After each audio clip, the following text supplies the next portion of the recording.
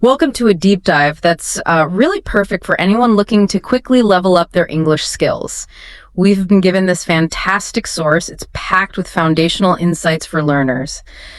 Our mission today, well, it isn't just about listing definitions. We want to truly unpack how mastering these core building blocks, grammar and vocabulary, can be your shortcut to clearer communication. Yeah, what's really insightful here is how this source, it just focuses right in on the practical side, how you use these fundamental concepts. We're not just talking about like what a noun is, but why understanding its role is so crucial. It helps avoid common mistakes, makes your sentences actually, make sense. We'll be focusing on the absolute bedrock of sentences and then some incredibly practical daily words. Okay, let's unpack this then. If you're a beginner, or maybe even if you just want to solidify why your sentences sometimes feel a bit wobbly, this deep dive is going to arm you with the essential knowledge to build strong, confident English. Sound good? Sounds great. All right, so we're kicking off with the absolute core of English grammar,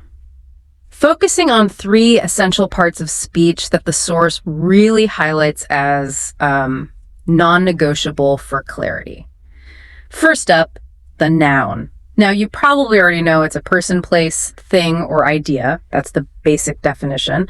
But the source really emphasizes how the noun acts as the anchor of your sentence. Exactly. And think about that. If you can't clearly define the who or what you're talking about, the whole thing falls apart. Pretty much. The rest of your sentence is already off kilter. Yeah. Examples like boy, book, or even a place like Dhaka, they seem straightforward. But understanding their function, their role as that anchor, that's the key. Okay, so that anchor idea is important. Why does picking out the noun matter so much beyond just knowing the definition? Well, the source explains that recognizing nouns helps you identify the true subject of your thought. That's crucial. If you're trying to say something simple like the boy went to the store and you don't instantly grasp that boy is your core subject, then the whole idea can get muddled. Especially, when sentences get a bit more complex, it's really about establishing that clear focus right from the start. Right. So once we have our subject, our noun, clearly defined, what does that subject do? That's where the verb comes in, I guess. Exactly. That's the action word. Or sometimes a state of being. It's the engine of your sentence. The engine? I like that. Mm-hmm. The source gives us simple, powerful examples like eat, run, or go. It's what brings your noun to life, basically. Absolutely. If we connect this to the bigger picture, verbs are, without a doubt, the drivers of meaning. They show what's happening, what action is being performed, or even, like I said, the state of being your noun is in. Without a verb, your sentence is just, a collection of disconnected labels. It's not really communicating anything. Yeah, I see that. Like the common mistake learners make, maybe saying, he happy. Exactly. Instead of he is happy, that tiny little verb is completely changes it, makes it a complete thought. It connects the noun to its state. Okay, got it. Noun is the anchor, verb is the engine. And finally, rounding out this powerhouse trio, we have the adjective. These are the words that describe a noun, adding detail, adding color. Words like big, small, red, or happy, they give us so much more information. So the adjective is all about adding precision, adding detail. The source gives us a really brilliant, simple example that ties these three together perfectly. Oh yeah, what is it? The small boy eats an apple.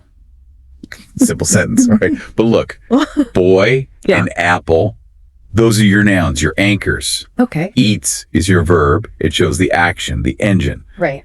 And small is the adjective. It paints a clearer picture of the boy. It modifies the noun boy.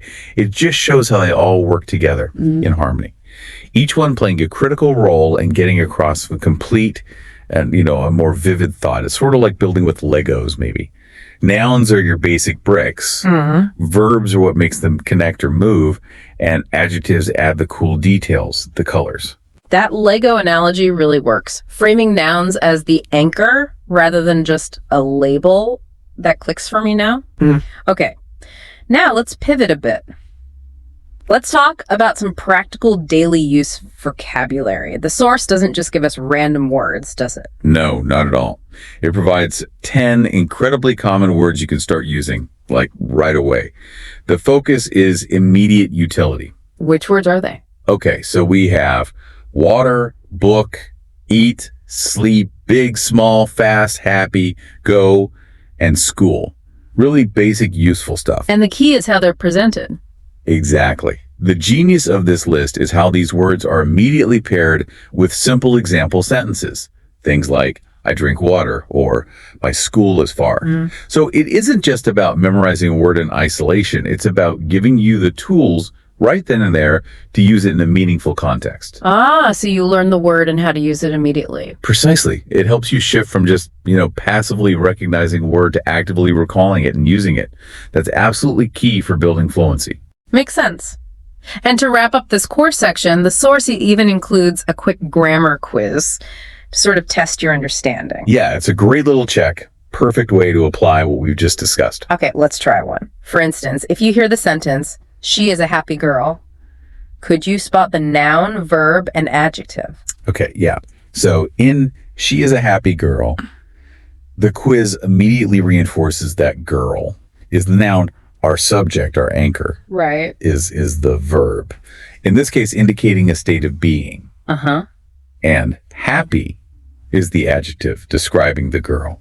Adding that detail. It's a fantastic exercise because it really moves you beyond just theory and into immediate practical application. You see it working.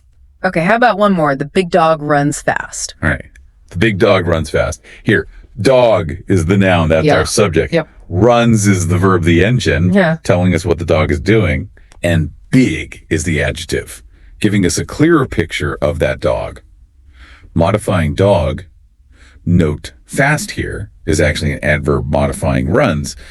But the source might be simplifying for beginners, focusing on the adjective big. It's just a great way to solidify what we've covered and really see these concepts in action, Definitely. So let's sum this up. What does this all mean for you, the listener? You've just gotten a pretty rapid download of the absolute core of English grammar nouns, verbs, adjectives, plus 10 super useful daily vocabulary words, and presented in a way that really encourages immediate use. Right. And knowledge is, it's most valuable when it's understood and applied, isn't it? Yeah. The key here, and the source really emphasizes this, isn't just reading about these concepts, it's practicing. Actually speaking these sentences out loud. That's how you build confidence and make these building blocks truly yours. You internalize them. Good point. So as a final provocative thought to leave you with, consider how mastering these fundamental building blocks, these nouns, verbs, adjectives, it isn't just about speaking simple sentences today. Think bigger picture. It's your essential first step. It prepares you for understanding more complex grammar down the road. Things like different verb tenses, maybe the present simple tense they mention. Ultimately, it's about using English effectively and fluidly in any real life situation. So keep practicing and you'll really start to see those foundational pieces click into place for true fluency.